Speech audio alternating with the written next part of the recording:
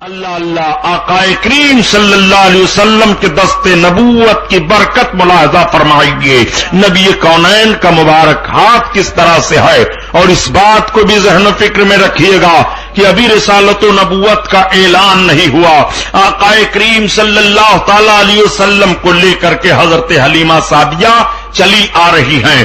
ایک منزل چلتی ہیں، دو منزل چلتی ہیں، کئی منزلیں چلنے کے بعد پہاڑیوں کے درمیان میں ایک کنواں ملتا ہے. اس کنویں پر ایک عورت زار و قطار رو رہی ہے، وہ چلا رہی ہے. حلیمہ سعدیہ کو جیسے دیکھی آگے بڑھ کر کے پکڑ لیتی ہے.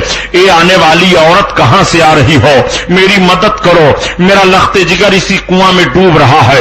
حلیمہ سعدیہ نے کہا گھبراؤ نہیں، بتاؤ تم کون ہو؟ اس نے کہا میں ایک عورت ہوں، میرا بیٹا اکلوتا میری گود میں تھا، میں لے کر کے سامنے والی آبادی میں جا رہی تھی، میرا بچہ پیاسا تھا، میں نے کنواں دیکھا، میں کنویں کے قریب آ گئی اور جیسے درار پر کھڑی ہو کر کے جھانک کر دیکھنے لگی کہ کیسے پانی نکال سکتی ہو، تب تک میرا بچہ پانی دیکھ کر کے میری گود میں اچھلا اور میری گود کی گرفت ڈھیلی پڑ گئی، میرا بچہ کنواں میں چھوٹ گیا. اے خاتون میری مدد کرو، ہائے میری بتائے زندگی لٹ گئی ہے، کون ہے میرے بچے کو نکالنے والا، کون ہے میری مدد کرنے والا؟ تب تک حلیمہ سعدیہ کہتی ہیں بہن تم گھبراؤ نہیں، سنو میں حلیمہ سعدیہ ہوں، قبیلے سعد سے میرا تعلق ہے، اور یہ جن کو تم دیکھ رہی ہو یہ محمد ابن عبداللہ سردار قریش عبد المطلب کے پوتے ہیں. حلیمہ نے سرکار کی طرف دیکھ کر کے کہا بیٹا محمد کیا ہوگا؟ تب تک میرے سرکار کنویں کے دراڑ کے قریب گئے کھڑے ہوئے اور نبی کونین نے اپنا مبارک تھوک کنواں میں ڈال دیا. جیسے کنواں میں سرکار کا لعاب پڑنا تھا کہ کنواں کا پانی جوش مارتا ہے اور اسی پانی کے ساتھ ڈوبا ہوا بچہ بھی واپس آ جاتا ہے. عورت نے دوڑ کر کے قدم پکڑ لیا، کہا اے خاتون حلیمہ تم اپنے ساتھ بچہ لے کر کے چل رہی ہو کہ کوئی فرشتہ لے کر کے چل رہی ہو؟ حلیمہ نے کہا یہ سردار قریش عبد المطلب کے پوتے محمد ابن عبداللہ ہیں، تم نے تو ایک واقعہ دیکھا تو گھبرا گئی ہے، نہ جانے کتنے ایسے واقعات ان سے ظاہر ہو رہے ہیں. اب آپ ذرا غور فرمائیے، ذہن و فکر میں ایک بات یہ بھی آ سکتی ہے کہ نبی کونین صلی اللہ علیہ وسلم ایسے ہی صاحب معجزہ ہیں، تو کیا انہوں نے کنواں میں تھوک دیا، یوں ہی ڈوبے ہوئے بچے کو نکال دیتے؟ تو اس کنواں کا پانی شیریں نہیں تھا، پینے کے لائق نہیں تھا، کھاری تھا. آقائے کریم صلی اللہ علیہ وسلم کا لعاب شریف جب کنواں میں پڑا تو کنواں کا پانی میٹھا ہو گیا. اعلی حضرت عظیم البرکت کسی کو بیان فرماتے ہیں نعرہ رسالت ما اہل سنت سبحان اللہ سبحان اللہ. جس سے کھاری کوئی شیریں جا بنے، جس سے کھاری کوئی شیریں جا بنے، اس زلال حلاوت پہ لاکھوں سلام، لاکھوں سلام. اللہ اللہ آقائے کریم صلی اللہ تعالی علیہ وسلم کو لے کر کے اب حلیمہ سعدیہ چلی ہیں. حلیمہ سعدیہ آ رہی ہیں. جب مکہ ایک منزل رہ گیا تو دھوپ شدت کی پڑ رہی تھی. پہاڑیوں کے بیچ میں حلیمہ نے دیکھا کچھ درخت ہیں، وہیں ٹھہر گئی حلیمہ درخت کے نیچے اور اپنی ضرورت سے پہاڑی کے پیچھے چلی جاتی ہیں. آقائے کریم صلی اللہ علیہ وسلم تھوڑی دیر ٹھہرے اور اس کے بعد میرے سرکار نے جو راستہ مکہ آ رہا تھا اسی راستے پر چل پڑے. آقائے کریم صلی اللہ علیہ وسلم ادھر چلے، ادھر حلیمہ آ کر کے پہنچی تو دیکھا سرکار نہیں ہے. اب حلیمہ بے قرار ہو گئی اور سرکار کو تلاشنے لگی، آواز دینے لگی اے محمد کہاں چلے گئے ہو؟ اے بیٹا کہاں چلے گئے ہو؟ اے حجازی محمد کدھر چلے گئے ہو؟ حلیمہ آواز دے دے کر کے پہاڑیوں کے درمیان توڑ رہی ہیں، ڈھونڈ رہی ہیں، نہیں پا رہی ہیں. تب تک ایک عرب مرد مل گیا، اس نے کہا خاتون تو کیوں پریشان ہے؟ حلیمہ نے کہا میرا بچہ مجھ سے غائب ہو گیا، میں مکہ لے کر کے جا رہی تھی. اس نے کہا دیکھ تو رونا، چل اس پہاڑی کے پیچھے میرا خدا رہتا ہے اور میرے خدا سے پوچھ لے، وہ بتا دے گا تیرا بچہ کہاں ہے۔ چنانچہ حلیمہ سعدیہ کو لے کر کے پہاڑی کے پیچھے گیا۔ پہاڑی کے پیچھے ایک بت تھا، اس بت کے اندر سے جنات بولا کرتے تھے۔ چنانچہ جیسے یہ گیا اور اس نے کہا اے میرے معبود، اے میرے خدا، یہ ایک عورت ہے جس کا بچہ غائب ہو گیا ہے، یہ لے کر کے مکہ جا رہی تھی۔ اتنا سننا تھا، بت پھر پھڑا کر کے گر پڑا اور اس سے آواز آئی کہ وہ غائب ہونے والے نہیں ہیں، وہ تو وہ محمد ہیں کہ جن کے پیچھے جو غائب ہوئے ہوں گے وہ بھی مل جائیں گے، ان کے پیچھے چلنے والے راستہ پا جائیں گے۔ حلیمہ جیسے یہ آواز سنتی ہے فوراً واپس چلی آئی۔ اب حلیمہ مکہ کی طرف چل رہی ہیں۔ ادھر حالات آقا کریم کے دیکھو، میرے سرکار جا رہے تھے، ادھر سے ابو جہل آ رہا تھا۔ ابو جہل کا نام اس وقت ابو جہل نہیں تھا، بلکہ اس کو لوگ ابو الحکم کہا کرتے تھے، اور اس کا نام عمرو بن ہشام ہے۔ چنانچہ دیکھا کہ یہ آ رہے ہیں اور بہت خوبصورت بچہ ہے۔ ابو جہل اپنی سواری سے اتر پڑا، اتر پڑنے کے بعد پوچھا کون ہو؟ آقا نے فرمایا میں محمد ابن عبداللہ ہوں۔ جیسے اس نے سنا، آقا کریم صلی اللہ علیہ وسلم کو لے کر کے اپنی سواری پر بیٹھا لیا۔ سواری کو ہانک رہا ہے تو سواری چل ہی نہیں رہی ہے، پھر ہانک رہا ہے، پھر سواری نہیں چل رہی ہے۔ اس نے سوچا کہ لاؤ ان کو میں اپنے آگے بیٹھاؤں۔ جب سرکار کو آگے بیٹھایا، اب سواری ہانک رہا ہے تو سواری بھاگتی چلی جا رہی ہے۔ یہ سوچ رہا ہے کہ اس بچے کو میں نے پیچھے بیٹھایا تو سواری نہیں چل رہی ہے، اور آگے بیٹھا رہا ہوں تو سواری بھاگتی چلی جا رہی ہے۔ مکہ میں میرے آقا صلی اللہ علیہ وسلم کے دادا کو بھی یہ اطلاع مل گئی تھی۔ محمد کا رہے تھے راستے میں، حلیمہ سے کہیں روپوش ہو گئے ہیں، کہیں راستے سے بھٹک گئے ہیں۔ آقا کریم صلی اللہ علیہ وسلم کے دادا جان بھی تلاش کرنے کے لیے نکلے، جیسے آبادی سے باہر نکلے تھے تب تک ابو جہل مل جاتا ہے۔ اس نے کہا اے سردار قریش عبد المطلب، یہ لیجیے آپ کا پوتا ہے، لیکن میں یہ نہیں جانتا کہ یہ میرے ساتھ کیا کریں گے۔ میں نے جب ان کو اپنی سواری پر پیچھے بیٹھایا تو سواری چل ہی نہیں رہی تھی، اور جب سواری پر آگے بیٹھا لیا تو میری سواری چلنے لگی ہے۔ آقا کریم صلی اللہ علیہ وسلم کے دادا جان نے مسکراتے ہوئے آقا کو لے لیا اپنی گود میں اور سرکار کو لے کر کے آ رہے ہیں۔ ابو جہل کو کیا معلوم کہ یہی ہیں کہ جن کی خبر سے ہم بدر کے میدان میں مارے جائیں گے۔ ابو جہل کو کیا خبر ہے کہ یہی ہم کو ابو جہل کا خطاب دیں گے اور میرا نام ابو الحکم سے پلٹ کر کے ابو جہل پڑ جائے گا۔ ابو جہل کو کیا خبر ہے کہ ان کے مقابلے میں ہم تلوار اٹھائیں گے اور ان کہنا نہیں مانیں گے جس کی بنیاد پر ہمیشہ ہمیش کے لیے میرے لیے جہنم مقدر کر دی جائے گی۔ ابو جہل کو کیا معلوم ہے۔ آقا کریم صلی اللہ تعالی علیہ وسلم کے دادا جان سرکار کو لے کر کے آ گئے اپنے گھر۔ ایک آیت کریمہ کی اور وضاحت کرتا چلو، علماء سن لے توجہ کے ساتھ۔ آیت کریمہ قرآن عظیم میں ہے وَوَجَدْكَ ضَالًّا فَهَدَىٰ، جس کا ترجمہ دیوبندی مولوی بھی چوک گئے کرنے میں۔ انہوں نے یہ ترجمہ کر دیا اے محبوب ہم نے تمہیں گمراہ پایا تو تمہیں راستہ دیا۔ کسی نے یہ ترجمہ کر دیا ہم نے تمہیں بھٹکا ہوا پایا تو راستہ دکھا دیا۔ کسی نے یہ ترجمہ پایا کہ ہمیں تمہیں بھولا ہوا پایا ہم نے تو راستہ دے دیا۔ اس طرح کا ترجمہ کر کر کے قرآن کے تقدس کو مجروح کیا بے ایمانوں نے۔ لیکن آؤ اعلی حضرت عظیم البرکت کا ترجمہ دیکھو۔ اعلی حضرت عظیم البرکت ترجمہ فرماتے ہیں وَوَجَدْكَ ضَالًّا فَهَدَىٰ، اور اے محبوب تم کو میں خلوا رفتہ پایا اپنی محبت میں تو اپنی طرف راہ دے دیا۔ میرے آقا صلی اللہ علیہ وسلم جب حلیمہ سے چلے تھے تو میرے سرکار مکہ آنے کے لیے وارفتگی تاری تھی۔ مفسرین کرام کی ایک جماعت کہہ رہی ہے اے محبوب جب تم حلیمہ سے بچھڑے تھے اور مکہ کی طرف آ رہے تھے تو رب تعالیٰ نے تمہیں راستہ دے دیا۔ اللہ اکبر۔ اب آیت کریمہ کا کیسا مقصد صاف سامنے آ رہا ہے، آؤ ذرا دیکھو۔ آقا کریم صلی اللہ علیہ وسلم مکہ المکرمہ پہنچ گئے۔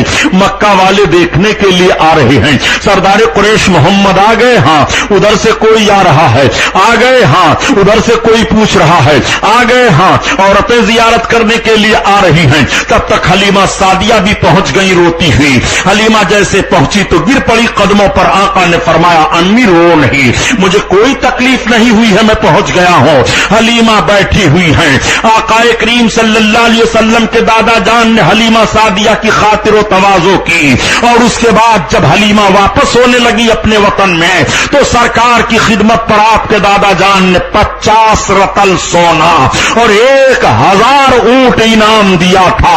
اتنا کسی عورت کو نہیں ملا انعام نہ اجرات جتنا حلیمہ سعدیہ سرکار کی خدمت پر لے کر کے جا رہی ہیں. میرے آقا کی عمر شریف اب 5 برس میں ہو گئی ہے. آقا کریم 5ویں برس کی عمر شریف میں آگے چل رہے ہیں. میرے سرکار صلی اللہ تعالی علیہ وسلم کو خدمت کی بنیاد پر حلیمہ کو اتنی دولت ملی ہے.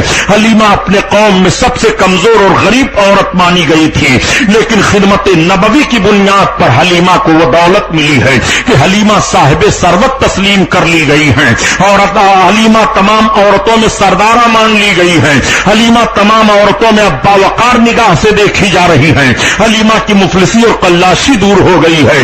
حلیمہ سعدیہ تو اپنی آبادی میں چلی گئی. اب میرے سرکار کی مقدس زندگی دیکھو, 5 برس کی عمر شریف ہے. آپ کی والدہ مکرمہ سرکار کو لے کر کے ننیحال میں چلنے لگی. آپ کی والدہ نے ارادہ سفر کا کیا کہ میں مدینہ جانا چاہتی ہوں. مدینہ شریف میرے سرکار کا ننیحال ہے. آقا کریم صلی اللہ تعالی علیہ وسلم کو لے کر کے آپ کی والدہ مکرمہ چلی. راستہ میں ایک جگہ مقام ابوا ہے جو مکہ اور جدہ کے درمیان میں پڑتا ہے. جب سرکار کی ماں وہاں پہنچی, وہاں قافلہ ٹھہرا تو آپ کی والدہ مکرمہ بیمار ہو گئی اور وہیں پر سرکار کی ماں کا وصال ہو گیا. وہیں پر آپ کی تجہیز و تکفین عمل میں آئی. نبی کونین صلی اللہ علیہ وسلم کے ماں کا مزار آج تک موجود تھا مقام ابوا میں, اور سارے لوگ زیارت کیا کرتے تھے. لیکن سن 1999 14 مارچ کو نجدی بدماشوں نے نبی کونین کے والد مکرمہ کے مزار کو بھی توڑ تاڑ کر کے برابر کر دیا. جیسے اور صحابیوں کی قبروں کو توڑا اور بزرگوں کی قبروں کو توڑا, حضرت آمنہ خاتون رضی اللہ تعالی عنہا کی بھی قبر مقدس کو توڑ کر کے مسمار کر دیا. اور یہ ظالم جب توڑ رہے تھے تو کہتے تھے کہ اس کافرہ کی زیارت کرنے کے لیے لوگ آیا کرتے تھے. معاذ اللہ, نبی کونین کی ماں کو جو جماعت کافرہ کہے وہ مردود مسلمان کیسے رہیں گے؟ وہ نجد کی بدماش اولادوں کو یہ نہیں معلوم ہے کہ اللہ تعالیٰ نے اپنے محبوب کے نور کو پاک اور مقدس پیشانیوں اور صلبوں اور ارحاموں میں منتقل فرمایا ہے جو سب کے سب موحد رہے ہیں. کسی بھی مشرک کے پیشانی میں نبی کا نور نہیں رکھا گیا اور کسی بھی مشرکہ کے رحم میں سرکار کا مقدس نور منتقل نہیں کیا گیا. اور دوسری روایت یہ ہے کہ جب میرے سرکار نے اپنی رسالت و نبوت کا اعلان فرمایا ہے تو اپنے ماں کی قبر پر سرکار آئے ہیں اور شریف سے ماں کو زندہ کر کے کلمہ طیبہ پڑھایا ہے تاکہ صحابیت کا بھی شرف حاصل ہو جائے. میں ان بدماشوں سے پوچھنا چاہتا ہوں, تم کون سی روایتیں بیان کرتے ہو اور کس بنیاد پر تمہیں دشمنی ہے نبی کونین صلی اللہ تعالی علیہ وسلم کے والدین کریمین سے؟ نبی کے ماں کی قبر کو توڑنے والی قوم کبھی کامیاب نہیں ہوئی ہے. دوسروں کی ماؤں کی حرمت کو یہ کیا بجا لائیں گے جو خود نبی کونین صلی اللہ تعالی علیہ وسلم کے ماں کی قبر کا لحاظ نہ کیا ہو. اس جماعت کو رب تعالی پوری دنیا سے غارت کرے. آئیے آقا کریم صلی اللہ تعالی علیہ وسلم کی اب مقدس زندگی سماعت کیجیے. حضرت آمنہ خاتون کی ایک کنیز تھی جن کا نام ام ایمن تھا.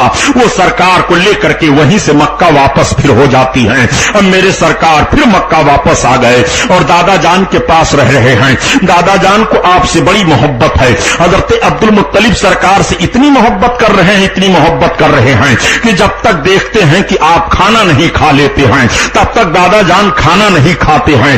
دادا جان خود اپنے ہاتھوں سے سرکار کا بستر لگا دیا کرتی تھی اور جب تک آقا سو نہیں جاتے ہیں دادا سوتے نہیں ہیں. پورے مکہ میں یہ بات مشہور ہو گئی کہ سردار قریش عبد المطلب اپنے پوتے جتنا محمد سے پیار کر رہے ہیں اتنا کوئی بھی اپنے پوتے یا بچے سے پیار نہیں کرتا ہے. دادا کو اتنی محبت ہے.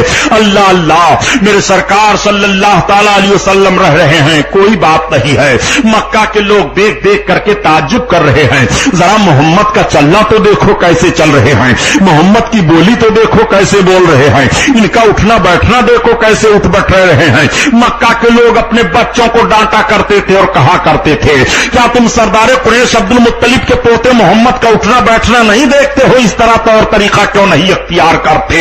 حالانکہ یہی میرے سرکار اعلان فرمانے والے ہیں اور یہی قوم انکار کرنے والی ہے. مگر آج سرکار کے کریمانہ حال کو دیکھ کر کے اور زندگی کے پاکیزہ ماحول کو ملاحظہ کرنے کے بعد سب کہنے پر مجبور ہیں, اپنے بچوں سے ایسے چلا کرو جیسے محمد چلتے ہیں, ایسے بیٹھا کرو جیسے محمد بیٹھا کرتے ہیں, ایسے بولا کرو جیسے محمد بولا کرتے ہیں. اللہ اللہ, آقا کریم صلی اللہ علیہ وسلم کی عمر شریف 7 برس کی ہو جاتی ہے. میرے سرکار کی عمر پاک جب 7 برس کی ہوئی تو مکہ میں ایک قبائلی اختلاف ہو گیا تھا, بڑا بھاری اختلاف مکہ میں ہوا تھا. وہ اختلاف یہ ہوا تھا کہ مکہ سے باہر جو لوگ آباد تھے وہ مکہ والوں سے جھگڑا کر لیے اور مکہ والوں پر چڑھائی کر دیا کہ ہم مکہ والوں کو تہس نہس کر دیں گے. تو سارے لوگ حضرت عبد المطلب کے پاس آئے اور کہنے لگے, اے سردار قریش, آپ نے کوئی پلان سنا کہ نہیں سنا باہر والوں کا؟ آپ نے فرمایا, کون سا پلان؟ کہا, باہر کے لوگ جو ہم سے اختلاف کر رہے ہیں وہ ہمارے شہر پر, ہماری آبادی پر چڑھائی کرنے کا پلان بنا رہے ہیں. صحیح رپورٹ مل گئی کہ واقعی باہر کے لوگ مکہ پر چڑھائی کرنے کے لیے مکمل تیاری کر چکے ہیں. اب ادھر سے حضرت عبد المطلب نے بھی تمام لوگوں کو اطلاع دے دی, تیاری ہو گئی مکمل طور پر کہ شہر کی حفاظت کی جائے. باہری طاقتوں کو اپنی آبادی میں گھس کر کے کچھ بھی انٹرفیئر کرنے کا کوئی موقع نہ دیا جائے اور کسی کو کسی سے اختلاف کرنے کے لیے کوئی گنجائش نہ دی جائے. ہر طرح سے باہر کی طاقت کا دفاع کیا جائے گا, چاہے تلوار چلانی پڑے, چاہے پتھروں کی بارش کرنی پڑے, چاہے جان کی قربان پیش کرنی پڑے, لیکن ہم ہر حالت میں اپنے وطن اور وطن والوں کی حفاظت ضرور کریں گے. حضرت سردار قریش عبد المطلب یہ پلان بنا کر کے تمام قریشیوں کو اور تمام مکہ کے باشندوں کو لے کر کے باہر نکل پڑے. باہر کے لوگ بھی آ کر کے قریب پہنچ چکے تھے, حملہ آور ہونے والے تھے. مورخ یہیں پر حیران ہو جاتا ہے کہ جب قبائلی اختلاف میں قبیلے قریش اور تمام مکہ کے لوگ باہر کے لوگوں کا مقابلہ کرنے کے لیے نکلے اور دشمن کا دفاع کر رہے تھے تو سب سے پہلے ان دشمنوں پر پتھر جو مار رہا تھا وہ 7 سال کے محمد ابن عبداللہ تھے اور للکار رہے تھے, وطن کی حفاظت کرو, وطن کی حفاظت کرو, وطن کی حفاظت کرو. لوگوں نے دیکھا کہ اس بچے کو کتنا جوش ہے وطن کی حفاظت کے لیے, کتنی محبت ہے وطن کی حفاظت کے لیے. اسی بنیاد پر ہم کہہ دیا کرتے ہیں کہ ہم اس نبی کے کلمہ پڑھنے والے ہیں جس نبی نے 7 برس کی عمر میں ہم کو وطن کی محبت کا پیغام دیا ہے. ہم اس نبی کا کلمہ پڑھنے والے ہیں. اسی بنیاد پر ہماری تاریخ رہی ہے کہ ہم نے کبھی بھی وطن کے ساتھ غداری نہیں کی ہے.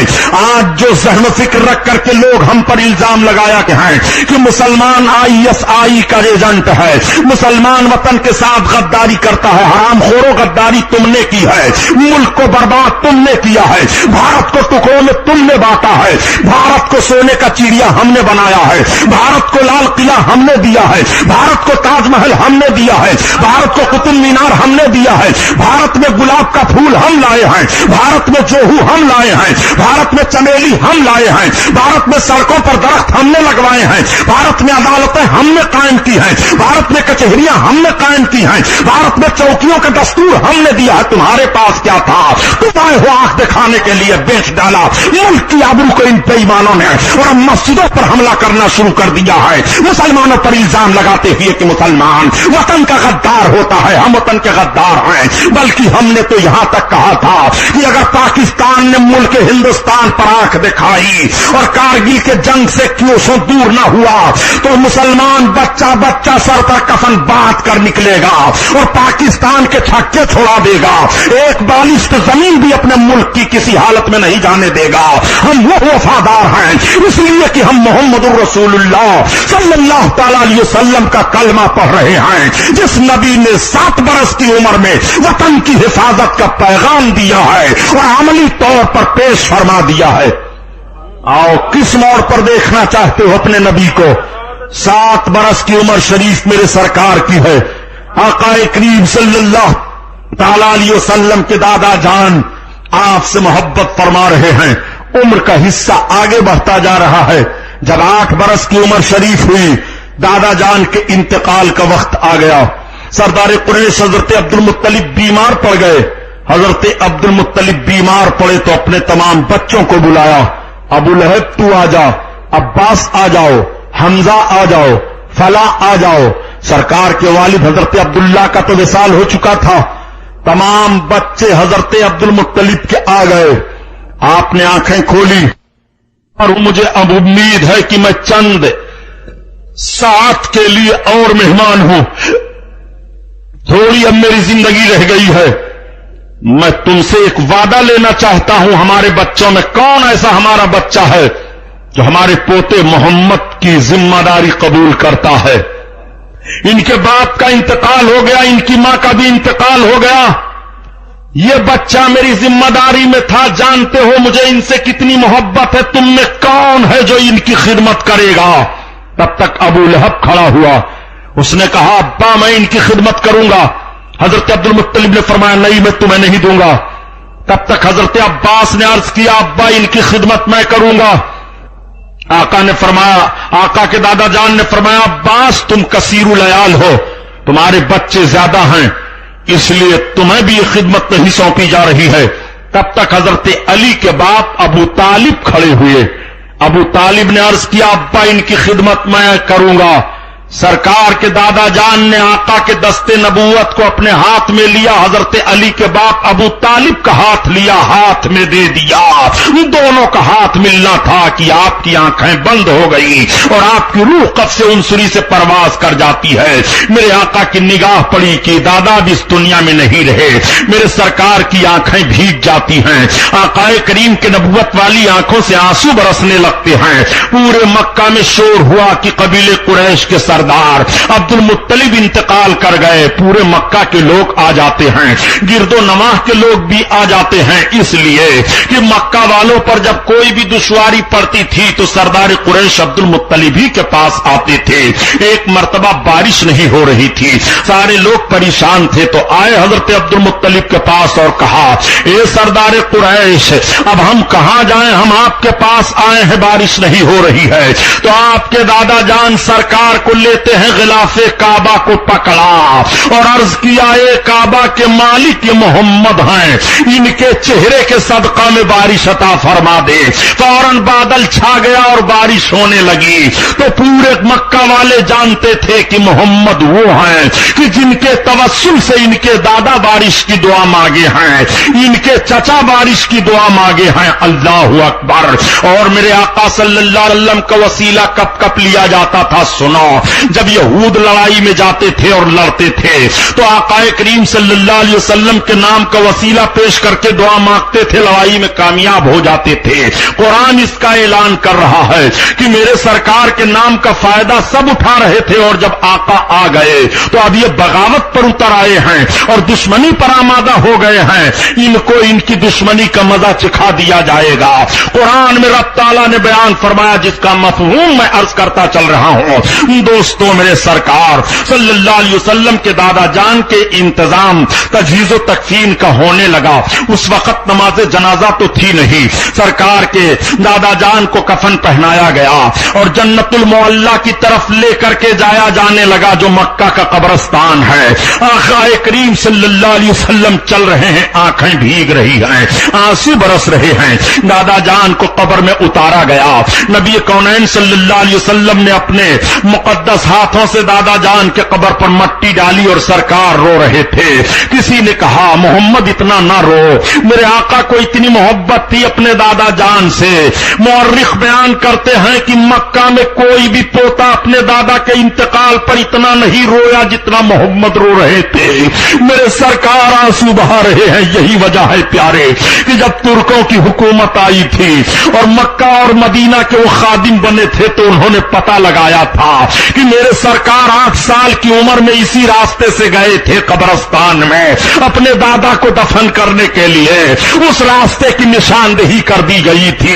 اس راستے پر لوگ تبرک کے طور پر جایا کرتے تھے اور 2 رکعت نماز پڑھا کرتے تھے، مگر نجدی بدماشوں نے اس راستے کو، اس نشانی کو بھی مٹا دیا.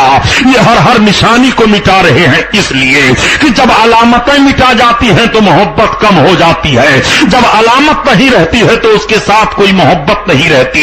برا نہ مانیے گا، یہ مسلمانوں کے لیے داڑھی علامت ہے، لیکن جب سے داڑھی کو لوگوں نے ختم کرنا شروع کر دیا محبت ختم ہو گئی. اس لیے کہ یہ شاعر اسلام سے تھی، یہ ایمانداروں کی ایک پہچان تھی. تو جس چیز کو ختم کرنی ہو پہلے اس چیز کی جو شناخت ہو اسے ختم کر دیا جائے، محبت خود ہی کم ہو جائے گی. پیارے سنو زمین کی محبت اس وقت اور ہوتی ہے جس زمین پر مکان بن جائے، لیکن جب وہی مکان اجڑ جاتا ہے زمین وہی ہے. مکان اجڑ گیا ہے، اب وہ محبت نہیں رہ گئی ہے جو پہلے محبت تھی. پتہ یہ چلا اگر کسی چیز کو مٹانا چاہتے ہو تو سب سے پہلے اس کی علامت مٹا دی جائے، سب سے پہلے اس کی نشانیاں مٹا دی جائیں، تاکہ آنے والی نسلوں کو نہ علامتیں ملیں گی نہ نشانیاں ملیں گی، نہ ان کو محبت آئے گی اور نہ ان کی محبت برقرار رہے گی. آقا کریم صلی اللہ تعالی علیہ وسلم کی عمر شریف 8 برس کی ہے. یہ انتظام کل سے کرنا رہنے دو، آج یار تقریر کر لینے دو. معلوم ہو رہا ہے بھنگار کا دھندا بیٹھ کر کے کر رہا ہوں. ہاں لا حول ولا قوت الا باللہ. ان کو کچھ پتا نہیں، جس کو بولنا پڑتا اسے پتا چلتا ہے. تاریخ کا ایک حوالہ غلط ہو تو گلا ناپ دیا جائے گا. اگر جملہ غلط نکلا کہیں دین اور شریعت کے تعلق سے تو نکاح الگ ٹوٹا، ایمان سے میں الگ گیا. درود پاک پڑھو اللہم صلی علی سیدنا مولانا محمد معدن الجود والکرم وعلی آلہ وبارک وسلم صلاۃ و سلام علیک یا رسول اللہ صلی اللہ تعالی علیہ وسلم. آقا کریم صلی اللہ علیہ وسلم کی مقدس عمر شریف 8 برس کی ہے. اب آپ کے چچا حضرت علی کے باپ ابو طالب سرکار کی خدمت کر رہے ہیں. یہ حضرت علی کے باپ ابو طالب کون ہیں؟ سرکار کے حقیقی چچا ہیں. سرکار کے حقیقی چچوں میں سے حضرت عباس ہیں، حضرت امیر حمزہ ہیں جو اسلام لائے. سرکار کا ایک چچا سب سے بڑا خبیث ابو لہب گزرا ہے. یہ مردود ہر موڑ پر سرکار کے ساتھ توہین کرتا تھا اور دشمنی کرتا تھا. اس کو کلمہ نصیب نہیں ہوا. سرکار کے حقیقی چچاؤں میں سے حضرت علی کے باپ ابو طالب بھی ہیں. ابو طالب نے اگرچہ کلمہ نہیں پڑھا لیکن جب تک ابو طالب کی سانس چلتی رہی محبت رسول وہ پیش کرتے رہے. پوری زندگی تک حضرت علی کے باپ ابو طالب نے سرکار سے محبت کی. اللہ اکبر. آقا کریم سے اتنی محبت ہے علی کے باپ ابو طالب کو کہ یہ بھی جب تک میرے آقا کھا نہیں لیتے ہیں تب تک کھاتے نہیں ہیں، جب تک سرکار سوتے نہیں ہیں تب تک یہ سوتے نہیں ہیں.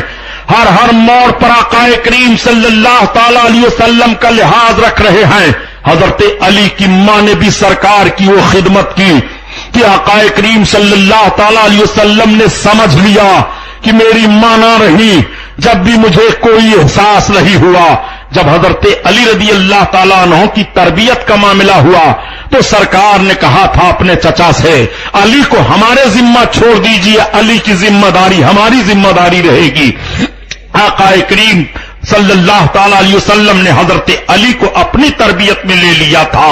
حضرت علی کے باپ ابو طالب ہیں، بڑی محبت کر رہے ہیں. میرے سرکار کی زندگی پاک آگے بڑھتی چلی جا رہی ہے. آقا کی عمر شریف جب 10 برس کی ہو گئی تو پورے مکہ والوں نے سرکار کی سچائی کو دیکھ کر کے اور سرکار کی امانت کو دیکھ کر کے آپ کو امین کہنے لگے اور آپ کو صادق کہنے لگے. صادق کہنے کا مطلب یہ کہ جب سے وہ لوگ سرکار کو دیکھ رہے تھے تب تک انہوں نے دیکھا تھا کہ کبھی بھی محمد کی زبان سے کوئی غلط لفظ نہیں نکلا ہے، کوئی بیہودہ جملہ نہیں نکلا ہے. جب بیہودہ اور غلط لفظ نہیں نکلا ہے تو معاذ اللہ جھوٹ لفظ نکلنے کی تو کوئی بات ہی نہیں ہے.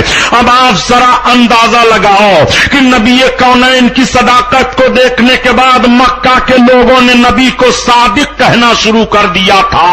اور یہ کیسے بدماش لوگ ہیں جو اپنی کتابوں میں لکھ گئے کہ معاذ اللہ خدا بھی جھوٹ بول سکتا ہے لیکن بولے گا نہیں. یہ کیسا ذہن و فکر دے رہے ہیں مکہ والے. تو آقا کے تعلق سے کہہ رہے ہیں کہ محمد کبھی جھوٹ نہیں بولے ہیں, محمد صادق ہیں. آقا کریم صلی اللہ علیہ وسلم آتے اگر کسی مکہ والے کی نگاہ پڑتی تو کہتی وہ دیکھو صادق آ رہے ہیں, وہ دیکھو صادق کی بات مان لو, وہ دیکھو صادق کا کہنا مان لو, وہ دیکھو صادق کے پاس اپنی امانت رکھ دو. آقا کریم صلی اللہ تعالی علیہ وسلم کے پاس مکہ والے اپنی امانتیں رکھا کرتے تھے اور جس حالت میں امانت دیتے تھے اسی حالت میں پا جایا کرتے تھے اور جب مانگتے تھے اسی وقت پا جایا کرتے تھے.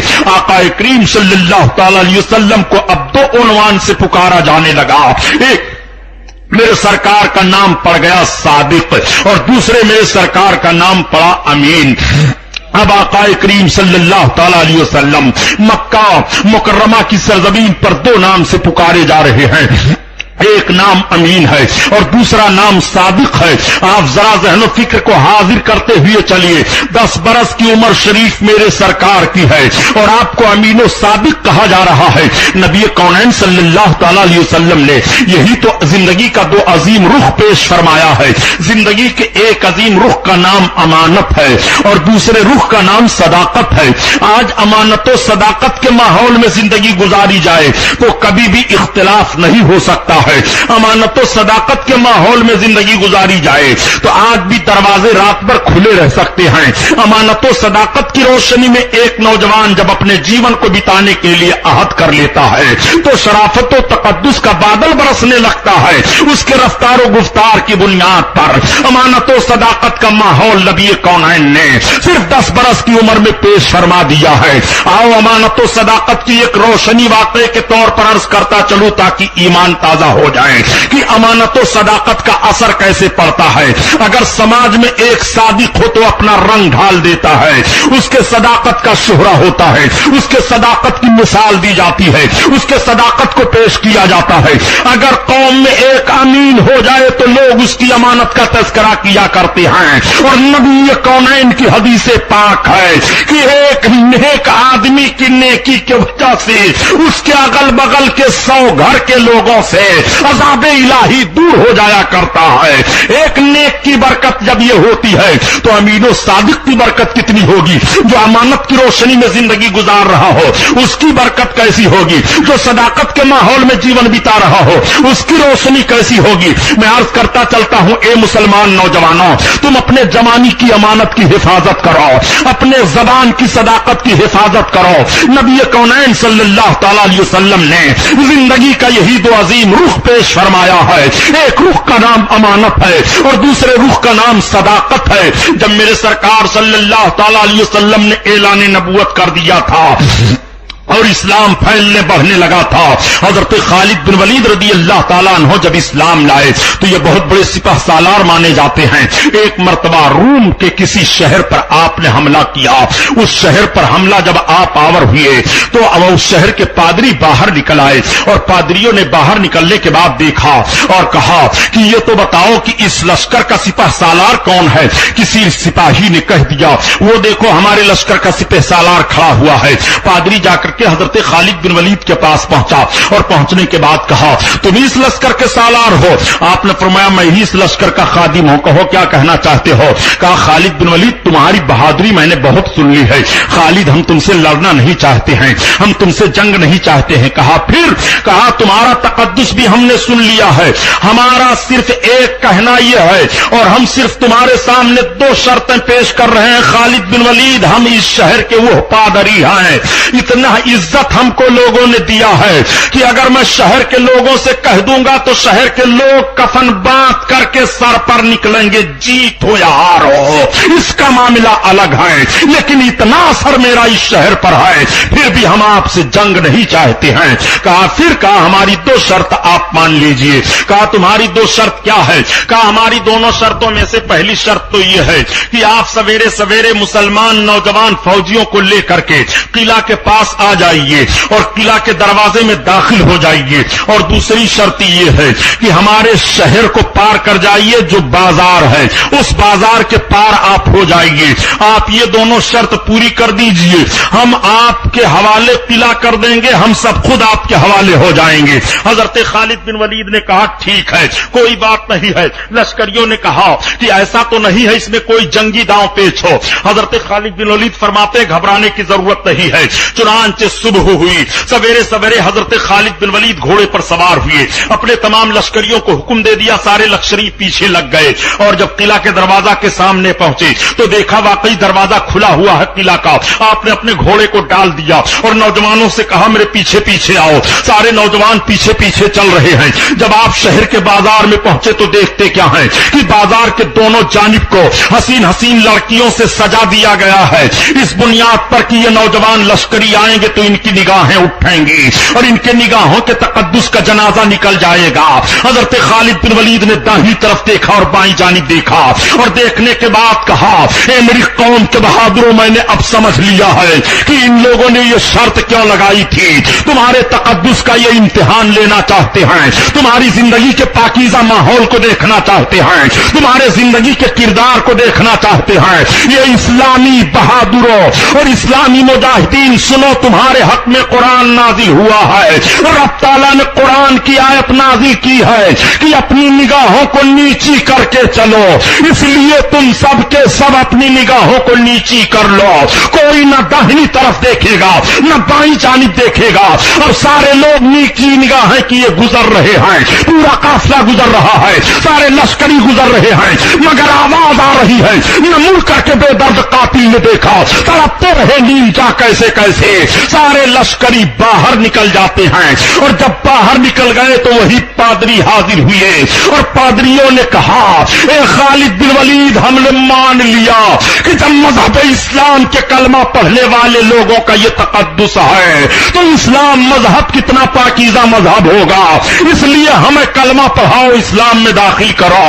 خالد بن ولید نے کلمہ پڑھایا اور اسلام میں داخل فرما لیا۔ میں پوچھنا چاہتا ہوں یہ کس تلوار نے مسلمان کیا ہے جو تم آج الزام لگاتے ہو کہ مذہب اسلام تلوار کے زور سے پھیلا ہے؟ نہیں، مذہب اسلام اپنے امانت کی بنیاد پر پھیلا ہے، اپنے ماننے والوں کے صداقت کی بنیاد پر پھیلا ہے، اپنے ماننے والوں کے حسن کارکردگی کی بنیاد پر پھیلا ہے، اپنے ماننے والوں کے پاکیزہ ماحول کی بنیاد پر پھیلا ہے، اپنے ماننے والوں کے طاہرانہ رفتار و گفتار کی بنیاد پر اسلام پھیلا ہے۔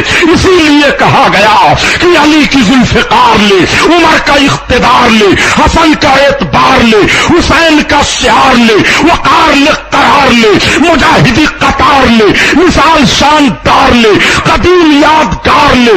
ابھی تو نوجوان ہے، ابھی تو نوجوان ہے، اور محمدی پیام لے، حریم کعبہ تھام لے، فضیلتیں تمام لے، سلام لے، کلام لے، دلاوری کا جام لے، بہادری سے کام لے، قضا کا ہاتھ تھام لے۔ ابھی تو نوجوان ہے، ابھی تو نوجوان ہے۔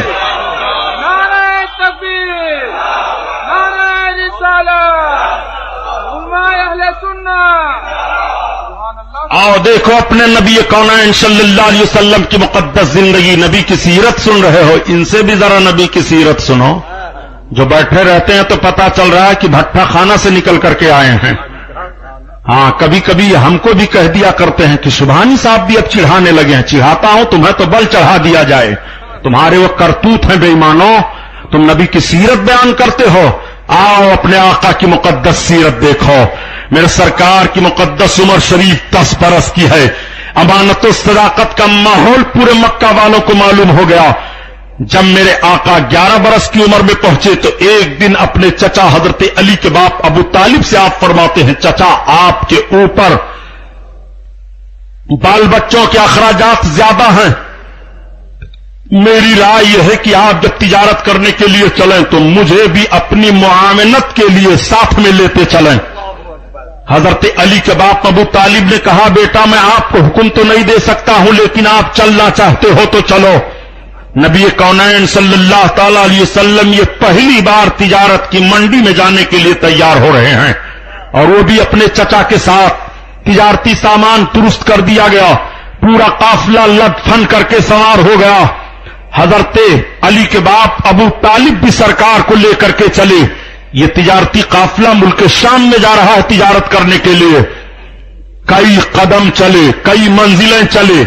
لوگ بہت حوصلہ میں تھے کہ اب کی ہمارے تجارتی قافلہ کے ساتھ محمد ابن عبداللہ چل رہے ہیں, جن کی برکتیں بڑی مشہور ہیں اور جن کی اچھی عادت کی بنیاد پر سماج میں بہت ہی سکون ملتا ہے.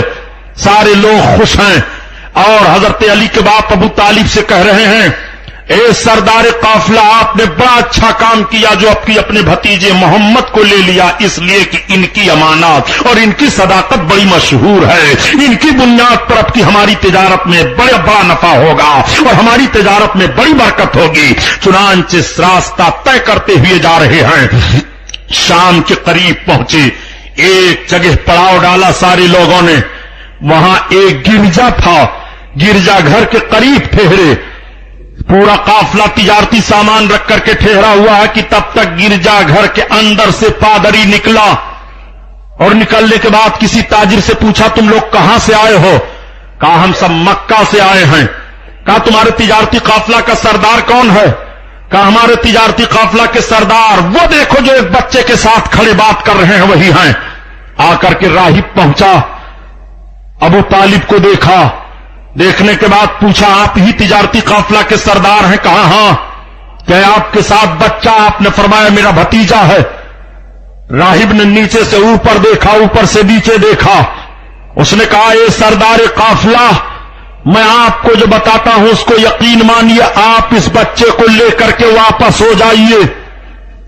اس لیے آپ واپس ہو جائیے کہ ان کے اندر نبی آخر الزماں کی ساری نشانیاں پائی جا رہی ہیں, اور آپ ان کو لے کر کے جائیں گے تو یہود ان کے دشمن بن جائیں گے. ان کی نشانیوں کو دیکھ لیں گے, ان کے علماء یہودیوں سے بتا دیں گے تو یہود تکلیف دے سکتے ہیں. اس لیے ہماری رائے آپ مان لیجئے, ان کو یہیں سے واپس کر دیجئے. چنانچہ آقا کریم صلی اللہ تعالی علیہ وسلم کے لیے دو روایت ہے کہ آقا وہیں سے واپس ہو گئے, یا حضرت علی کے باپ ابو طالب اپنا مال اونے پونے کر کے وہ خود بھی واپس ہو گئے. میرے سرکار مکہ میں واپس تشریف لے آئے. میرے آقا کی عمر شریف 12 برس میں چل رہی ہے. اللہ اکبر. آقا صلی اللہ تعالی علیہ وسلم پورے مکہ میں اور گرد و نواح میں مشہور ہو گئے ہیں. سارے لوگ کہتے ہیں یہ انسان کوئی عظیم انسان ہے, ان کے آگے پیچھے ذرا دیکھو کہ ان کا ماحول کیسا دکھائی دے رہا ہے. میرے سرکار انسانوں کے لیے بڑے رحیم و کریم تھے. میرے آقا جب کسی غلام پر ظلم ہوتا ہوا دیکھتے تھے تو فوراً منع کر دیا کرتے تھے. سرکار نے ملاحظہ فرمایا کہ مکہ کی سرزمین پر جو غلامی کی زنجیروں میں جکڑے ہوئے ہیں ان کو بہت مارا پیٹا جا رہا ہے, ان کو بہت ستایا جا رہا ہے. پیارے پہلے کا دستور یہ تھا کہ اگر کوئی کسی کی غلامی میں چلا جاتا تو غلام کو ایک روٹی بھی کھانے کا حق نہیں تھا. آج کا مزدور تو دن بھر آپ تو ہم مزدوری کرے, شام کو مزدوری لے کر کے اپنے بال بچوں میں رہے اطمینان کے ساتھ, آزادانہ زندگی گزارے, کوئی روک ٹوک نہیں ہے. مگر مکہ کی غلامی اور مکہ کی نوکری ایسی نہیں تھی, اس کو خود سے روٹی کھانے کی بھی اجازت نہیں تھی. وہ دن بھر جو محنت و مشقت کرتا ساری مزدوری لا کر کے آقا کے قدموں میں ڈال دیتا, یہ لیجئے آپ اس میں سے ہمیں کچھ دے دیجئے تو میں لینے کا حق رکھتا ہوں. ایسے ایسے ظالم لوگ تھے کہ غلاموں کو بھوکا رکھتے تھے, دن بھر ان سے محنت و مزدوری کرواتے رہتے تھے. ایسی مکہ کی غلامی تھی, میرے سرکار سے رہا نہ گیا. میرے آقا ایک روز جا رہے تھے, ایک مالک اپنے غلام کو بے تحاشا مار رہا تھا. نبی کونین کی نگاہ پڑ گئی, میرے آقا ٹھہر گئے. آپ نے فرمایا خبردار اس غلام کو مارو نہیں, تم بھی انسان ہو یہ بھی انسان ہے. اس نے سرکار کا چہرہ دیکھا, کہا اے محمد اگر تم نہ آ گئے ہوتے تو تمہارے امانت و صداقت کی قسم ہے اب میں اس کو نہیں ماروں گا, لیکن میں مارتے مارتے اس کی چمڑی ادھیڑ ڈالتا. آقا کریم صلی اللہ علیہ وسلم نے فرمایا نہیں نہیں خبردار, خبردار اس کو مارو نہیں. وہ غلام رونے لگا اور آہ کھینچ کر کے کہتا ہے اے آسمان و زمین کے پیدا کرنے والے یہ عرب میں کیسے نکل آئے ہیں؟ جب ان کا رویہ دوسرے کے غلام کے ساتھ ہے تو ان کی غلامی میں جو ہوگا اس کے ساتھ یہ کس طرح رحیم و کریم ہوں گے، اس پر یہ کس طرح رحم و کرم کی برسات برسائیں گے. اس غلام کو کیا معلوم ہے کہ اصل غلامی تو انہی کی غلامی مل جائے تو غلامی ہے، اور زندگی کی بہار انہی کے چرنوں میں ہے، زندگی کی بہار انہی کی رحمت کی چھاؤں میں ہے، زندگی کا لطف انہی کے محبت میں جینے میں ہے. اس غلام کو نہیں معلوم ہے، لیکن غلام نے یہ رویہ دیکھا تو غلام آہ کھینچ لیتا ہے. آقا کریم صلی اللہ تعالی علیہ وسلم چلے جا رہے ہیں. آج ایک گلی میں ایک آدمی اپنی بیوی کو بہت مار رہا تھا، وہ چلا رہی تھی. آقا کریم ٹھہر گئے. آقا فرماتے خبردار، تم انسان ہو، یہ تمہاری بیوی ہے، تم اس کو مار رہے ہو. اس نے کہا محمد تمہارے امانت و صداقت کی قسم ہے، آج میں اتنا خفا تھا کہ مار مار کر اس کی ہڈیاں توڑ ڈالتا. آقا فرماتے ہیں ایک انسان پر ظلم کرے یہ تعجب کی بات ہے، خبردار مارو نہیں. وہ عورت چہرہ دیکھتی رہ گئی، آنسو اس کے جاری ہو جاتے ہیں.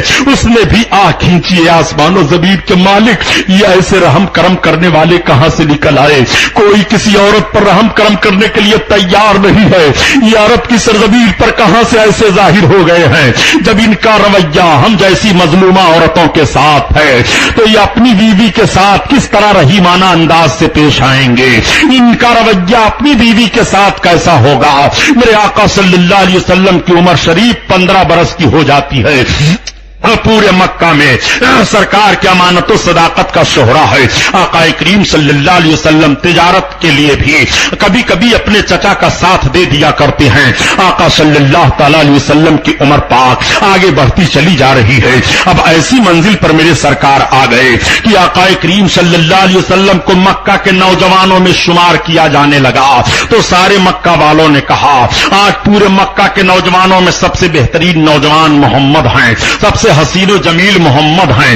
ان کے جیسا کوئی جوان نہیں ہے، ان کے جیسا کوئی صادق نہیں ہے، ان کے جیسا کوئی امین نہیں ہے. لیکن میرے سرکار صلی اللہ تعالی علیہ وسلم اعلان نبوت سے پہلے بھی رب کی عبادت فرمایا کرتے تھے. اس وقت عبادت کا طریقہ کیا تھا؟ مختلف طریقے بتائے گئے ہیں. میرے سرکار حرم میں جایا کرتے تھے اور جا کر کے کعبہ کو دیکھا کرتے تھے. بلکہ کبھی کبھی تو ایسا واقعہ ہوتا تھا کہ آقا جب حرم میں جاتے تو بت اوندھے پڑے رہتے تھے. لوگ پیچھے لگ جاتے تھے کہ ایسا تو نہیں ہے کہ محمد گرا دے رہے ہیں. لیکن کبھی کبھی میرے آقا کے ساتھ میں محرم میں داخل ہوتے تھے اور دیکھتے تھے کہ بت اوندھے پڑے ہوئے ہیں تو تعجب کرنے لگتے تھے آخر یہ بت کیسے اوندھے پڑے ہوئے ہیں. اسی درمیان میں خانہ کعبہ کی تعمیر کا مسئلہ چھڑ گیا. قریش والوں نے کہا خانہ کعبہ پھر سے تعمیر کیا جائے. آقا کریم صلی اللہ تعالی علیہ وسلم کے پورے قبیلہ والے اور مکہ کے دوسرے لوگ بھی خانہ کعبہ کی تعمیر کرنے لگے. اب حجر اسود جو خانہ کعبہ کے پاس رکھا ہوا تھا اس کو اٹھا کر کے رکھنے کی باری آئی تو چونکہ حجر اسود جنتی پتھر ہے اس لیے سارے پتھروں میں وہ سب سے معزز پتھر تسلیم کیا جاتا رہا. حجر اسود کو اٹھانے کے لیے ہر کوئی تیار ہونے لگا، میں اٹھا کر رکھوں گا، اس کی جگہ سے اٹھا کر میں رکھوں گا. کسی نے کہا میں رکھوں گا. یہاں تک نوبت پہنچ گئی کہ تلواریں چل جاتی. تب تک میرے سرکار آ گئے. آقا نے فرمایا قریش کیا کر رہے ہو؟ ان لوگوں نے کہا محمد صادق آ گئے، امین آ گئے، اب ان سے فیصلہ لیا جائے. یہ دیکھیے ہم سب لوگوں نے مل کر کی کعبہ کی پھر سے تعمیر کی ہے اور ہم چاہتے ہیں کہ حجر اسود کو اٹھا کر کے اس کی جگہ پر ہم رکھیں. کسی نے کہا محمد میں نے سب سے زیادہ کعبہ کی تعمیر میں محنت کی ہے، میں حق رکھتا ہوں اٹھا کر رکھنے کے لیے. کسی نے کہا عمر میں سب سے بڑا ہوں، میرا حق ہے اٹھا کر رکھنے کے لیے. آقا کریم نے فرمایا کوئی نہیں رکھ سکتا ہے، میرا فیصلہ مانو گے؟ سبوں نے کہا ہاں.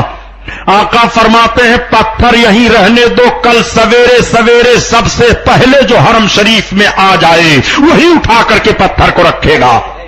سارے لوگ چلے گئے، رات بے چینی سے گزارتے رہی. جب صبح ہونے لگی تو سب بھاگے حرم شریف کی طرف. اب جب حرم میں داخل ہوئے تو دیکھ رہے ہیں کہ محمد پہلے سے موجود ہیں. سرکار صلی اللہ علیہ وسلم نے رکھ دی تھی شرط کی جو سب سے پہلے حرم میں داخل ہوگا सबसे पहले हरम में दाखिला तमाम मक्का वालों ने सरकार को देखा, कहा ए मोहम्मद, उस शर्त पर तो तुम ही उतर रहे हो, इसलिए अब तुम्हें हक है, तुम ही हजर अस्वद को उठाकर रखो। मेरे आका फरमाते हैं अच्छा आओ। सरकार ने एक चादर बिछाई और उस चादर में उठाकर हजर अस्वद को रख दिया और उसके बाद आका ने फरमाया कि मक्का के हर हर कबीले का सरदार सामने आ जाए। सारे कबीलों के सरदार आ गए। आपने फरमाया सब चादर का एक एक हिस्सा पकड़ लो और सारे लोग चादर का एक एक हिस्सा पकड़ कर उठाते हैं। उसके बाद मेरे सरकार ने हजर अस्वद को उठाकर उसकी जगह पर रख दिया। इस तरह से मक्का का ये खूरेज मामला फैसला हो गया और खून बहने से, तलवारें चलने से यह मामला सर्द हो गया। नबी कौनैन सल्लल्लाहु तआला अलैहि वसल्लम के इस फैसले को देखने के बाद सारे मक्का वाले और ताज्जुब में पड़ गए कि इस मामले को किस हुस्न खूबसूरती के साथ मोहम्मद ने निकाल दिया है और साफ कर दिया है। अब आका को और इज्जत की निगाह से सब देखने लगे। अब मुकद्दमों में सरकार को फैसल बना लिया गया है। जो जो जाता सरकार को बुलाता, बिला मुकद्दमा सरकार के फैसला नहीं किया जाएगा। चुनांचे मक्का की सरजमीन पर हर तरह के फसादात और माहौल हुआ करते थे। हजरत अबू बकर सिद्दीक से सरकार की बड़ी दोस्ती हो गई। हजरत अबू बकर ने सरकार के बगल में अपना मकान भी बना लिया और बड़ी दोस्ती है। हजरत अबू बकर की ड्यूटी यह मक्का में सौंपी गई थी कि मक्का में जब कत्ल का केस हो जाता या कोई अहम मामला होता तो हजरत अबू बकर को फैसले के लिए बुलाया जाता, वो फैसला किया करते थे। लेकिन जब उससे भी अहम मामला हो जाता तो हजरत अबू बकर सरकार को ले जाया करते थे और मेरे आका फैसला फरमा दिया करते थे। इस तरह से मक्का की सरजमीन पर हर हर मुकद्दमा अब ऐलान नबूवत से पहले भी मेरे आका की बारगाह में आने लगा और सरकार फैसला दे रहे हैं। किसी को कोई शिकायत नहीं हो रही है। मेरे आका की उम्र शरीफ 25 बरस की हो गई। सरकार को तिजारत करने के लिए एक जरिया की तलाश हुई कि मैं किसी के जरिया से तिजारत करूं, इसलिए कि चचा के अखराजात ज्यादा बढ़ गए हैं और खुद आका की जिम्मेदारी में हजरत अली भी आ गए थे। सरकार चाहते थे अपने तौर पर अब मैं कुछ खिदमत करूं चचा की भी और दूसरे लोग मुझसे फायदा उठाएं। ये तलाश जारी ही थी कि मक्का की सरजमीन पर एक खातून थी जिनका नाम हजरत खदीजतुल कुबरा है। वो दो शौहरों की बेवा थी, लेकिन मक्का में सबसे ज्यादा औरतों में शरीफ तैयबा ताहिरा वो मानी गई थी और सारे लोगों में सबसे ज्यादा वो मालदार थी। उनका मकान भी बहुत बड़ा बना हुआ था, बड़ी अच्छी हवेली थी। हजरत खदीजतुल कुबरा ने एक रोज ख्वाब देखा कि मेरी गोद में आसमान से चांद उतर आया है और उसकी रोशनी चारों तरफ फैल रही है। खदीजा जब बेदार हुई तो अपनी सहेली से इसका जिक्र करती हैं कि मैंने इस तरह का ख्वाब देखा है। सहेली ने कहा ठहरो, मैं तुम्हारे चचेरे भाई वरका बिन नौफल से इसकी ताबीर पूछ लो। वरका बिन नौफल तौरेत तो इंजील के बड़े जबरदस्त आलिम थे और वो मुअब्बिर भी थे। चुनांचे हजरत खदीजा ने अपनी सहेली को भेजा। जब इनकी सहेली गई तो पूछा है वरका बिन नौफल, अल्लाह अल्लाह, आकाए करीम सल्लल्लाहु अलैहि वसल्लम के दस्ते नबूवत की बरकत मुलाहजा फरमाइए। नबी कौनैन का मुबारक हाथ किस तरह से है और इस बात को भी ज़हन फिक्र में रखिएगा कि अभी रिसालत व नबूवत का ऐलान नहीं हुआ। आकाए करीम सल्लल्लाहु तआला अलैहि वसल्लम को लेकर के हजरत हलीमा सादिया चली आ रही हैं। एक मंजिल चलती हैं, 2 मंजिल चलती हैं, कई मंजिलें चलने के बाद पहाड़ियों के दरमियान में एक कुआं मिलता है। उस कुएं पर एक औरत ज़ारो कतार रो रही है, वो चिल्ला रही है। हलीमा सादिया को जैसे देखी आगे बढ़कर के पकड़ लेती है। ये आने वाली औरत कहां से आ रही हो, मेरी मदद करो, मेरा लख्ते जिगर इसी कुआं में डूब रहा है। हलीमा सादिया ने कहा घबराओ नहीं, बताओ तुम कौन हो। उसने कहा मैं एक औरत हूं, मेरा बेटा अकलौता मेरी गोद में था, मैं लेकर के सामने वाली आबादी में जा रही थी, मेरा बच्चा प्यासा था, मैंने कुआं देखा, मैं कुएं के करीब आ गई और जैसे दरार पर खड़ी होकर के झांक कर देखने लगी कि कैसे पानी निकाल सकती हो। तब तक मेरा बच्चा पानी देख करके मेरी गोद में उछला और मेरी गोद की गिरफ्त ढीली पड़ गई, मेरा बच्चा कुआं में छूट गया। ए खातून मेरी मदद करो, हाय मेरी बताए जिंदगी लुट गई है। कौन है मेरे बच्चे को निकालने वाला, कौन है मेरी मदद करने वाला? तब तक हलीमा सादिया कहती हैं, बहन तुम घबराओ नहीं, सुनो मैं हलीमा सादिया हूं, कबीले साद से मेरा ताल्लुक है और ये जिनको तुम देख रही हो ये मोहम्मद इब्ने अब्दुल्लाह सरदार कुरैश अब्दुल मुत्तलिब के पोते हैं। हलीमा ने सरकार की तरफ देख करके कहा, बेटा मोहम्मद क्या होगा? तब तक मेरे सरकार कुएं के दरार के करीब गए खड़े हुए और नबी कौनैन ने अपना मुबारक थूक कुआं में डाल दिया।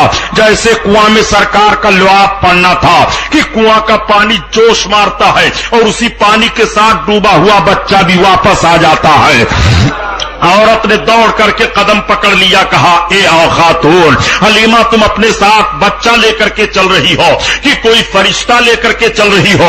हलीमा ने कहा ये सरदार कुरैश अब्दुल मुत्तलिब के पोते मोहम्मद इब्ने अब्दुल्लाह हैं, तुमने तो एक वाकया देखा तू घबरा गई है, न जाने कितने ऐसे वाकयात इनसे जाहिर हो रहे हैं। अब आप जरा गौर फरमाइए, ज़हन फिक्र में एक बात ये भी आ सकती है कि नबी कौनैन सल्लल्लाहु अलैहि वसल्लम ऐसे ही साहिब मौजूदा हैं, तो क्या उन्होंने कुआं में थूक दिया, यूं ही डूबे हुए बच्चे को निकाल देते?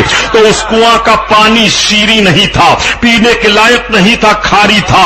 आकाए करीम सल्लल्लाहु अलैहि वसल्लम का लुआब शरीफ जब कुआं में पड़ा तो कुआं का पानी मीठा हो गया। आला हजरत अजीमुल बरकत इसी को बयान फरमाते हैं। नारे रिसालत, उम्मत अहले सुन्नत, सुभान अल्लाह सुभान अल्लाह। जिससे खारी कुएं शीरी जा बने, जिससे खारी कुएं शीरी जा बने,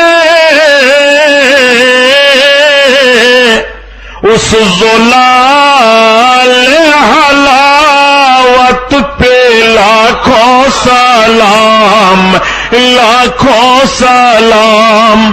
अल्लाह अल्लाह आक़ाए करीम सल्लल्लाहु ताला अलैहि वसल्लम को लेकर के अब हलीमा सादिया चली हैं। हलीमा सादिया आ रही हैं। जब मक्का एक मंजिल रह गया तो धूप शिद्दत की पड़ रही थी। पहाड़ियों के बीच में हलीमा ने देखा कुछ दरख्त हैं, वहीं ठहर गई हलीमा दरख्त के नीचे और अपनी जरूरत से पहाड़ी के पीछे चली जाती हैं। आक़ाए करीम सल्लल्लाहु अलैहि वसल्लम थोड़ी देर ठहरे और उसके बाद मेरे सरकार ने जो रास्ता मक्का आ रहा था उसी रास्ते पर चल पड़े। आक़ाए करीम सल्लल्लाहु अलैहि वसल्लम इधर चले, उधर हलीमा आकर के पहुंची तो देखा सरकार नहीं है। अब हलीमा बेकरार हो गई और सरकार को तलाशने लगी, आवाज देने लगी, ए मोहम्मद कहां चले गए हो? ए बेटा कहां चले गए हो? ए हिजाजी मोहम्मद किधर चले गए हो? हलीमा आवाज दे दे करके पहाड़ियों के दरमियान दौड़ रही है, ढूंढ रही है, नहीं पा रही है। तब तक एक अरब मर्द मिल गया, उसने कहा खातून तू क्यों परेशान है? हलीमा ने कहा मेरा बच्चा मुझसे गायब हो गया, मैं मक्का लेकर के जा रही थी। उसने कहा देख तू रोना, चल इस पहाड़ी के पीछे मेरा खुदा रहता है और मेरे खुदा से पूछ ले, वो बता देगा तेरा बच्चा कहां है। चुनांचे हलीमा सादिया को लेकर के पहाड़ी के पीछे गया। पहाड़ी के पीछे एक बुत था, उस बुत के अंदर से जिन्नात बोला करते थे। चुनांचे जैसे ये गया और इसने कहा ए मेरे माबूद, ए मेरे खुदा, ये एक औरत है जिसका बच्चा गायब हो गया है, ये लेकर के मक्का जा रही थी। इतना सुनना था, बुत फड़फड़ा करके गिर पड़ा और उससे आवाज आगे आई कि वो गायब होने वाले नहीं हैं, वो तो वो मोहम्मद हैं कि जिनके पीछे जो गायब हुए होंगे वो भी मिल जाएंगे, उनके पीछे चलने वाले रास्ता पा जाएंगे। हलीमा जैसे ये आवाज सुनती है फौरन वापस चली आई। अब हलीमा मक्का की तरफ चल रही हैं। इधर हालात आकाए करीम के देखो, मेरे सरकार जा रहे थे, उधर से अबू जहल आ रहा था। अबू जहल का नाम उस वक्त अबू जहल नहीं था, बल्कि उसको लोग अबुल हकम कहा करते थे और उसका नाम अम्र इब्ने حشام ہے. چنانچہ دیکھا کہ یہ آ رہے ہیں اور بہت خوبصورت بچہ ہے. ابو جہل اپنی سواری سے اتر پڑا. اتر پڑنے کے بعد پوچھا کون ہو؟ آقا نے فرمایا میں محمد ابن عبداللہ ہوں. جیسے اس نے سنا آقا کریم صلی اللہ علیہ وسلم کو لے کر کے اپنی سواری پر بیٹھا لیا. سواری کو ہانک رہا ہے تو سواری چل ہی نہیں رہی ہے. پھر ہانک رہا ہے, پھر سواری نہیں چل رہی ہے. اس نے سوچا کہ لاؤ ان کو میں اپنے آگے بیٹھاؤں. جب سرکار کو آگے بیٹھایا اب سواری ہانک رہا ہے تو سواری بھاگتی چلی جا رہی ہے. یہ سوچ رہا ہے کہ اس بچے کو میں نے پیچھے بیٹھایا تو سواری نہیں چل رہی ہے اور آگے بیٹھا رہا ہوں تو سواری بھاگتی چلی جا رہی ہے. مکہ میں میرے آقا صلی اللہ علیہ وسلم کے دادا کو بھی یہ اطلاع مل گئی تھی. محمد کا رہے تھے راستے میں, حلیمہ سے کہیں روپوش ہو گئے ہیں, کہیں راستے سے بھٹک گئے ہیں. آقا کریم صلی اللہ علیہ وسلم کے دادا جان بھی تلاش کرنے کے لیے نکلے. جیسے آبادی سے باہر نکلے تھے تب تک ابو جہل مل جاتا ہے. اس نے کہا اے سردار قریش عبد المطلب یہ لیجیے آپ کا پوتا ہے, لیکن میں یہ نہیں جانتا کہ یہ میرے ساتھ کیا کریں گے. میں نے جب ان کو اپنی سواری پر پیچھے بیٹھایا تو سواری چل ہی نہیں رہی تھی اور جب سواری پر آگے بیٹھا لیا تو میری سواری چلنے لگی ہے. آقا کریم صلی اللہ علیہ وسلم کے دادا جان نے مسکراتے ہوئے آقا کو لے لیا اپنی گود میں اور سرکار کو لے کر کے آ رہے ہیں. ابو جہل کو کیا معلوم کہ یہی ہیں کہ جن کی خبر سے ہم بدر کے میدان میں مارے جائیں گے. ابو جہل کو کیا خبر ہے کہ یہی ہم کو ابو جہل کا خطاب دیں گے اور میرا نام ابو الحکم سے پلٹ کر کے ابو جہل پڑ جائے گا. ابو جہل کو کیا خبر ہے کہ ان کے مقابلے میں ہم تلوار اٹھائیں گے اور ان کہنا نہیں مانیں گے جس کی بنیاد پر ہمیشہ ہمیش کے لیے میرے لیے جہنم مقدر کر دی جائے گی. ابو جہل کو کیا معلوم ہے. آقا کریم صلی اللہ تعالی علیہ وسلم کے دادا جان سرکار کو لے کر کے آ گئے اپنے گھر. ایک آیت کریمہ کی اور وضاحت کرتا چلو, علماء سن لے توجہ کے ساتھ. آیت کریمہ قرآن عظیم میں ہے وَوَجَدْكَ ضَالًّا فَهَدَىٰ, جس کا ترجمہ دیوبندی مولوی بھی چوک گئے کرنے میں. انہوں نے یہ ترجمہ کر دیا اے محبوب ہم نے تمہیں گمراہ پایا تو تمہیں راستہ دیا. کسی نے یہ ترجمہ کر دیا ہم نے تمہیں بھٹکا ہوا پایا تو راستہ دکھا دیا. کسی نے یہ ترجمہ پایا کہ ہمیں تمہیں بھولا ہوا پایا ہم نے تو راستہ دے دیا. اس طرح کا ترجمہ کر کر کے قرآن کے تقدس کو مجروح کیا بے ایمانوں نے. لیکن آؤ اعلی حضرت عظیم البرکت کا ترجمہ دیکھو. اعلی حضرت عظیم البرکت ترجمہ فرماتے ہیں وَوَجَدَكَ ضَالًّا فَهَدَىٰ, اور اے محبوب تم کو میں خروار رفتہ پایا اپنی